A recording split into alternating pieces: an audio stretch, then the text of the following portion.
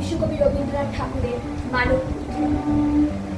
মৃত্যুর পাত্রে খ্রিস্ট যেদিন মৃত্যুহীন প্রাণ উৎসর্গ করলেন রবাহুত অনাহুতের জন্য, তারপর কেটে গেছে বহু শত বৎসর। আজ তিনি একবার নেমে এলেন মৃত্যুধাম থেকে মর্তধাম।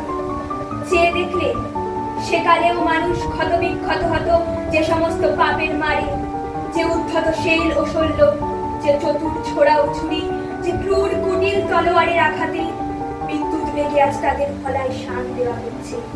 হিস হিস শব্দে স্ফুলিঙ্গ ছড়িয়ে বড় বড় মসজিদ মুখে তন কাল। কিন্তু দারুণতম যে মৃত্যুবান নূতন তরুণ ঝকঝক করে উঠল নরঘাতকের হাতে। পূজারি তাতে লাগিয়েছে তারই লাগিয়েছে। তীক্ষ্ণ নোকে আঁচড় দিয়ে খ্রিস্টবুকে হাত চেপে ধরলেন। বুঝলেন শেষ হয়নি তার নিরবিচ্ছিন্ন মৃত্যুর মুহূর্ত।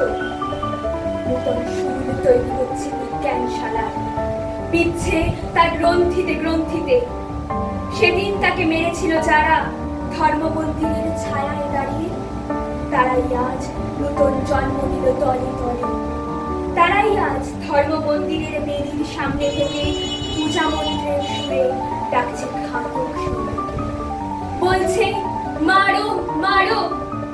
মানব পুত্র যন্ত্রণায় বলে উঠলেন ঊর্ধ্বে যে, হে ঈশ্বর, হে মানুষের ঈশ্বর, কেন আমায়